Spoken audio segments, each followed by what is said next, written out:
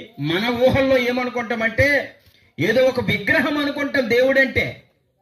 లేకపోతే మనం ఏదో తయారు చేసి ఎక్కడో ఒక దగ్గర ఒక రూపాన్ని ఇచ్చి చెక్కింది అది దేవుడు అనుకుంటాం. కాదు కాదు. దేవుణ్ణి మనం తయారు చేయగలమా? దేవుణ్ణి మనం సృష్టించగలమా? మనం సృష్టించలేమండి. దేవుడు మనల్ని సృష్టించాడు, మనం దేవుణ్ణి చేయలేం.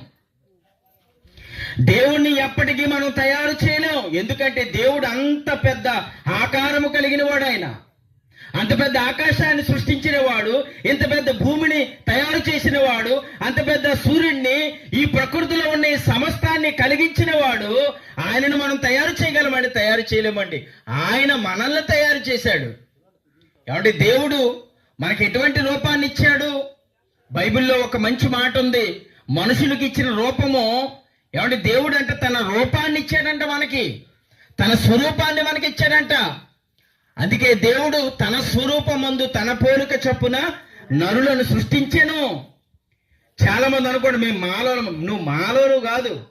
లేకపోతే కొంతమంది అనుకో మేము మాదిగోలమండి, మేము రెల్లోలమండి.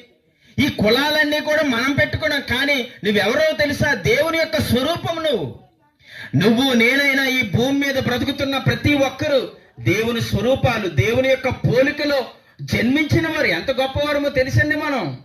మన గురించి ఆ దేవుడు ఆకాశమందు ఆయన మన గురించి ఎదురు చూస్తున్నాడండి. కానీ భూమి మీద మనమేం చేస్తున్నామంటే జాతులుగా, కులాలుగా, మతాలుగా విడిపోయి మనం కొట్టుకుంటున్నాం.